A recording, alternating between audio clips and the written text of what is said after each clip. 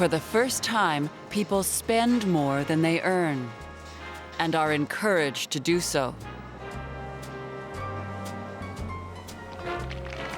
The baby boom peaks in 1959. Almost 500,000 babies are born in Canada. It will be the highest number of births ever in a single year.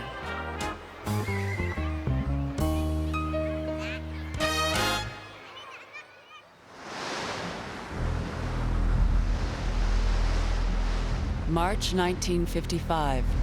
In Montreal, a bitter winter drags on. But a very different storm is brewing. The Montreal Canadiens are battling for first place.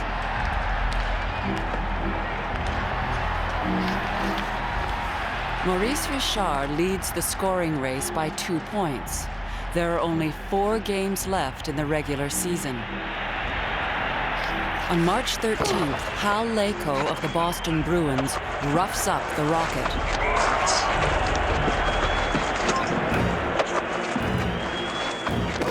He cut me in the mouth with his stick. I went after him. When I got to him, the linesman grabbed me. Laycoe was pounding me. I whipped around and hit the linesman. NHL President Clarence Campbell decides the Canadian star must be punished. It's a type of conduct that cannot be tolerated. Richard is suspended from playing in the remaining league and playoff games. Without Richard, the Canadiens have virtually no chance of winning the Stanley Cup. The next evening, Campbell goes to the Forum as usual.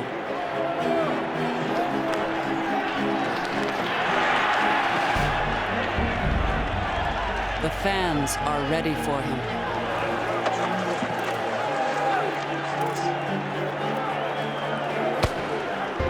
A riot spreads through downtown Montreal and lasts through the night. Only Richard can stop it. I am sorry I can't be with my teammates for the playoffs. But I want to ask all fans not to cause any more trouble. It works. Later, many try to fathom the real meaning of this explosion. Le Devoir's André Laurendeau thinks what's at stake runs very deep. The crowd which vented its anger last Thursday night wasn't moved solely by its love for a sport or the feeling that one of its idols was treated unfairly. It was a frustrated people protesting against its fate. Thursday night, that fate was called Clarence Campbell, but he was only the embodiment of all the foes, real or imagined, that this little people has to face. The established order is shaken, and new voices are about to be heard. Well, it's one for the money, two for the show. Three, get ready now, go, cat, go, but don't you step on my blue suede 54 million people see Elvis Presley's first performance on television. Teachers and preachers are outraged. Parents are worried. The teens are driven wild. It's funny, but the things parents don't like about Elvis are exactly what we like most about him. We all think he's terrific. Yeah. In April 1957, his first tour outside the United States brings him to Ottawa. Elvis, you've watched people when you've watched teenagers when they've been pretty excited. You've seen a lot of them. Have they lost a lot of their morals, or are they just the same as they've been lots of other times? No, they haven't. They're growing up, you know, and they're having a nice time. And nobody's going to stop that. I mean, the only way they're going to stop that is for the United States to turn communist, and I don't think that'll ever happen. That week, the principal of Notre Dame Convent, Sister St. John of the Rosary, takes steps to protect the moral health of her pupils. I promise that I shall not take part in the reception accorded Elvis Presley. and I shall not be present at the program presented by him. Louise Bowie is 15 years old. Like all the students, she signs the pledge, but Louise goes to the Elvis show along with 12,000 others. Well, it's 1 for the money, 2 for the show, 3 to get ready now. Go, can't go, but don't you step on my blue suede. It was like, wow. Here was this person that I'd seen on television, and I was seeing this person in person. Well, be knocking me down, step in my face, slamming my... I'd never seen people behave that way, screaming and jumping up and down and pulling their hair, looking like they were swooning. Step on my blue suede shoe. But now, she must face the consequences. The next day, when I went to school, the nun who was my teacher asked who went, and I said I went. So she called me out into the hall, and she told me I was no longer welcomed at the school, and that my soul was condemned to hell. I was devastated. 7 other girls are expelled. It's the most humiliating moment of their young lives.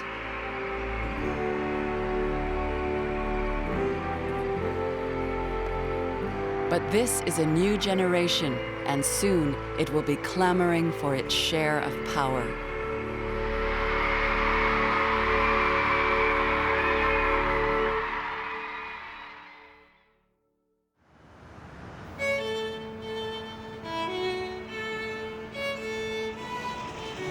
The winds of change sometimes rise from the unlikeliest places. Prince Albert is a quiet prairie city, but here lives a visionary who will mesmerize Canadians. John Diefenbaker was born in Ontario, but he grew up in Saskatchewan. His mother's ancestors were Scots. His father, a teacher, was of German descent. My father was an omnivorous reader. Any book that he felt we should have was secured. And the type of books that particularly appealed to me were books of history or biographies. In 1910, the Diefenbaker family settles in Saskatoon. John studies and sells newspapers. That year, he meets Canada's Prime Minister, Sir Wilfrid Laurier. I sold him a newspaper. We chatted about Canada. That afternoon, he included in his remarks a reference to my saying, "Sorry, Prime Minister, I can't waste any more time on you. I've got work to do." Diefenbaker begins a brilliant career as a lawyer. But he is also seduced by politics. He arrives in Ottawa a prairie populist, a conservative MP who represents small-town Canada, taking on Bay Street and the Ottawa establishment.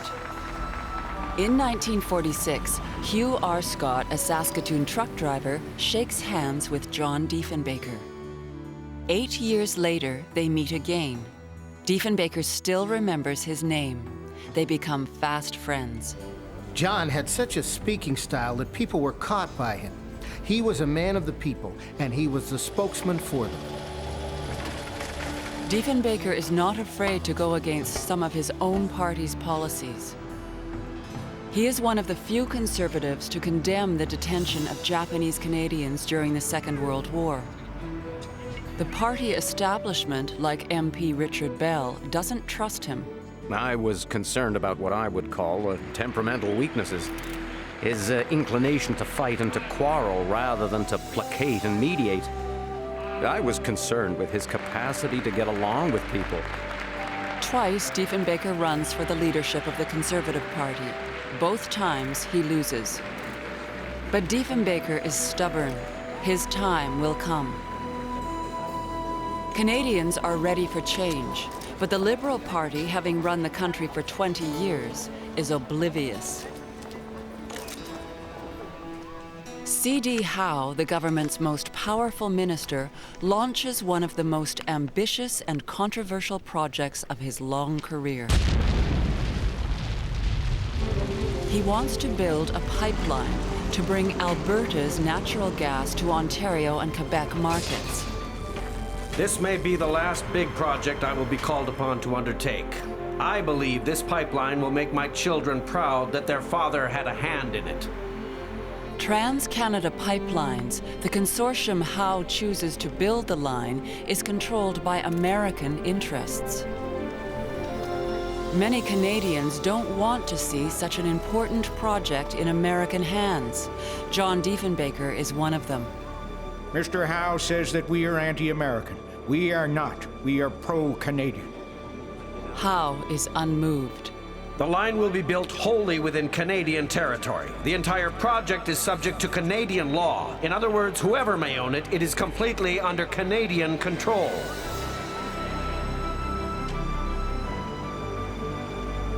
Parliament must approve the project within 2 weeks, or construction will be delayed by a year. The government invokes closure, an exceptional measure which cuts off debate. Diefenbaker is furious. I ask why the members of this government found it necessary to muzzle the representatives of the people. Are they afraid of the truth? The debate rages on for 2 weeks. Members of Parliament almost come to blows. But the pipeline is approved on schedule. M.J. Coldwell, leader of the CCF, is scathing. The tactics of the government tonight have been those exactly followed by Hitler in the German Reichstag. A few months later, Diefenbaker becomes leader of the Conservative Party.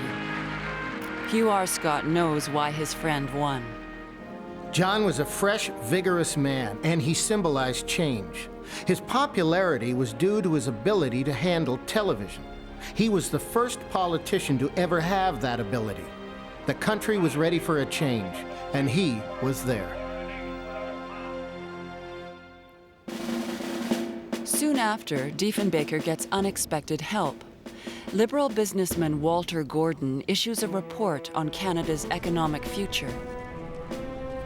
The increase in United States investment in Canada has clearly resulted in a faster rate of economic growth.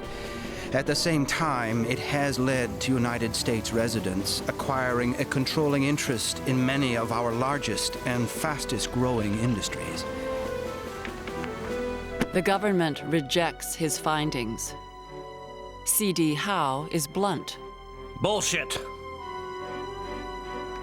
The Liberal government's confidence is unshakable. Prime Minister Louis Saint Laurent has just turned 75.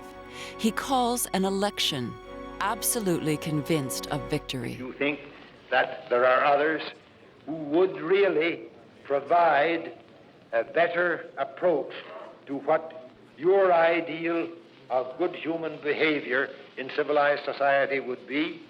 It is not only your right, it is your duty to turn us out and put the better people in.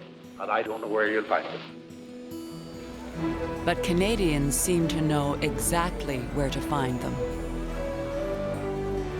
This is a time for greatness in Canada. The raising of a vision, catching something of the greatness of our past. For a nation without a past has little hope for a future. On June 10, 1957, the Conservatives win enough seats to form a minority government. For the first time in 22 years, the Liberals are the opposition.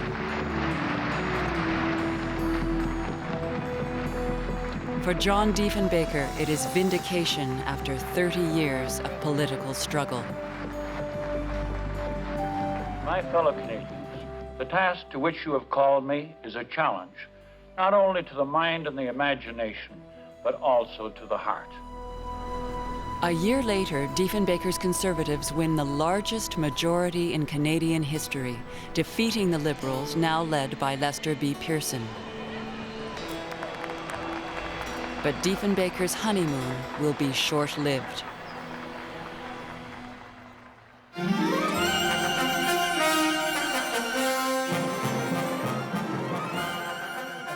For the first time, a live coast-to-coast Trans-Canada telecast. The microwave network... On July 1st, 1958, the CBC and Radio-Canada join forces to make history. We've got a problem here. In fact, ça continuait comme ça pendant 1 heure et demie, ce serait pas un problème, ce serait une catastrophe. The hosts are two stars of Canadian television, René Lévesque and Joyce Davidson. This is to be the first live coast-to-coast show in Canada. Aujourd'hui, c'est la première émission transcontinentale de la télévision canadienne d'un océan à l'autre. TV is fostering two popular cultures, each with its own stars. On va les essayer à la queue leu-leu, les deux langues. Et puis après, on fera comme les Nations Unies, s'il faut. Après tout, c'est ça qu'on est. Deux nations unies. Après vous, madame. Après vous, mais uniquement parce que c'est vous, pas parce que c'est en anglais. Thank you, René. Television has transformed the life of the Canadian family. In Ontario and Quebec, 4 out of every 5 households now have a set. In the Toronto area, 75% of viewers watch American stations. In Quebec, television sparks a cultural revolution. Juliette Gagnon remembers the first television sets in the small village of Saint-Pamphile. People will get together at the general store or at a neighbor's because anyone who had a set had to be a bit wealthier. People would be invited to come and see this wonder. There were soap operas, The Ed Sullivan Show, current affair programs.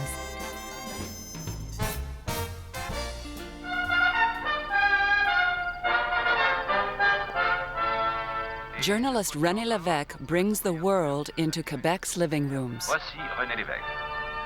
Bonsoir. Dans cette Algérie, vous avez 9 millions de musulmans, de gens qui ont la langue et la religion de Mahomet, et en face, ou à côté d'eux, vous avez 1 million d'Européens d'origine française, italienne ou espagnole.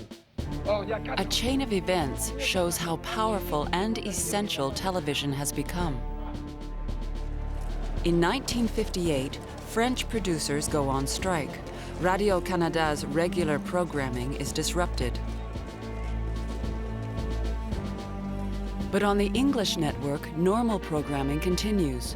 Producers there do not join their French colleagues. Eric Koch is one of them. We had no feeling for that they were our colleagues. The world was divided into the English and the French. A labor dispute becomes a cultural battleground, but the Diefenbaker government does nothing. And André Laurendeau sees great dangers ahead. Once again, we are faced with the tragedy of the French-Canadian milieu, which is not the master of its own institutions, and which, in times of crisis, does not find beyond its own members the solidarity on which the unity of Canada should rest. It would be unhealthy to maintain Quebec much longer in this atmosphere. René Lévesque soon becomes one of the strike's leaders and an electrifying public speaker. La seule chose qui est en jeu, c'est le droit d'association, le droit soi-disant sacré. Eh bien, ils ont pris la seule décision possible. Within a month, the strike is a rallying point. 1,500 demonstrators march on Ottawa, on the same train for the same cause. Pierre Trudeau, René Lévesque, journalists Jean Sauvé and Pierre Bourgault. They meet with Labour Minister Michael Starr. It is René Lévesque's road to Damascus. Starr didn't know what we were talking about. It was just the French network of the CBC which was shut down. So we came back with nothing. And we kept telling ourselves, if the English network in Toronto shut down, it would take less than 24 hours before Parliament would be mobilized. The government would step in, use the army if needed, to set things right.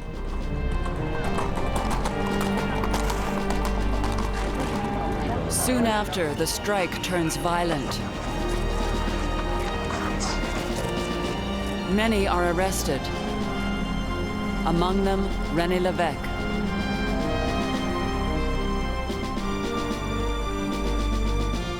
The strike lasts 68 days.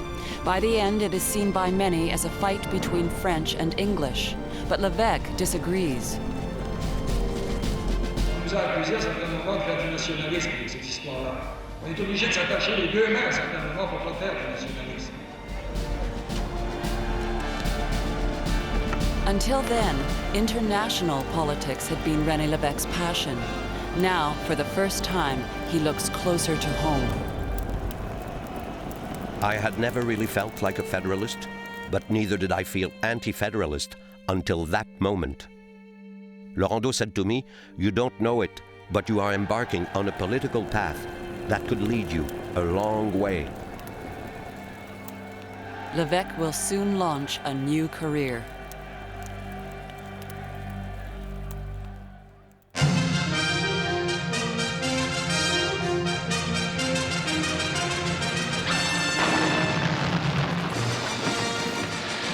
Everywhere, Canada is being transformed.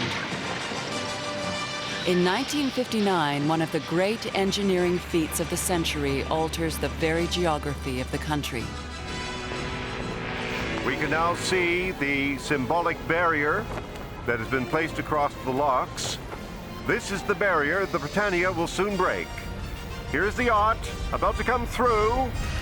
The St. Lawrence Seaway is now officially open. On the bridge of the Britannia, Her Majesty, the President and Prime Minister, and other guests of the royal couple wave to the crowds along the locks. Large ocean-going ships can now sail to the western shores of the Great Lakes. The 2,400-mile shipping lane binds Canada closer to its American neighbor. For President Eisenhower, it's reason to be proud. Side by side, we have grown up together. We have built nations out of vast stretches of virgin territory and transformed a wilderness into one of the most productive areas on earth. Cette réalisation ouvre en premier lieu un nouveau chapitre de l'histoire de la Confédération en établissant de nouveaux liens entre les deux principaux groupes ethniques dont la présence donne à la nation canadienne un caractère particulier. It's a character that is changing rapidly. Even the Queen is caught up in it. Joyce Davidson has become one of Canada's best-known personalities. Holiday party that will last for 10 days. A few days before the Queen arrives, Dave Garraway of NBC asks her how she feels about the royal tour. I think I feel the way most Canadians feel, indifferent. The average Canadian, I think, is pretty indifferent to this one. If Joyce Davidson does not care for the Queen, that is her business, but she need not include everyone else and broadcast it. And then instead of letting it go as a slip of the tongue by a beautiful but dumb girl from the sticks, I was thoroughly disgusted when an irresponsible, rude, and ungracious girl presumed to speak for Canadians over a foreign TV network. And there's more. The mayor of Toronto demands a public apology. People stone her house. Her children are threatened. But she will not apologize. Can't sit there like a nevish all of your life and spout inanities. She leaves the country to pursue a career in the United States. But the controversy makes her the most newsworthy woman in Canada in 1959. A Gallup poll reveals she was right. 52% of Canadians were rather indifferent to the Queen's visit. The country will soon be searching for new national symbols.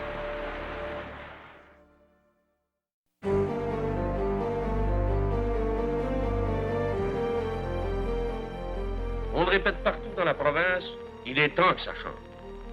Et ça va changer. In the spring of 1958, people said of Jean Lesage that he was born under a lucky star.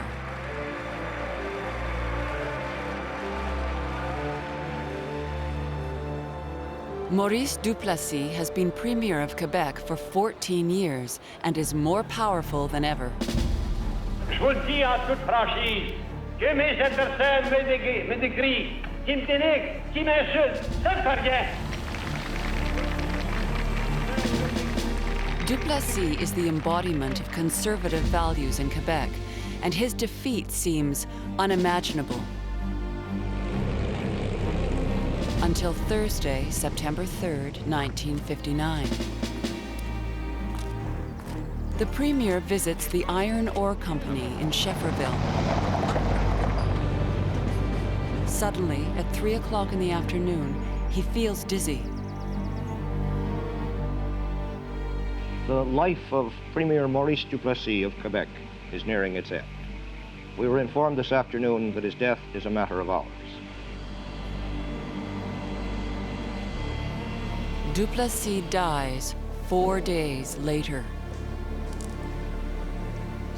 In towns and villages like Saint-Pamphile, people mourn. Juliette Gagnon remembers how her father, a party organizer, felt. My father was very sad. And he said to me, "My girl, he had a lot of faults, but the province has lost a great man. No one will ever replace him." On pense également aux catholiques qu'il fut. Maurice Duplessis avait pris, dit-on, la résolution d'assister à la messe tous les mercredis. Et de tous les jours de la semaine, c'est celui-là qu'il avait choisi pour prendre ses décisions importantes. It is the end of an era. Paul Sauvé could have carried the torch, but 3 months later, he too dies.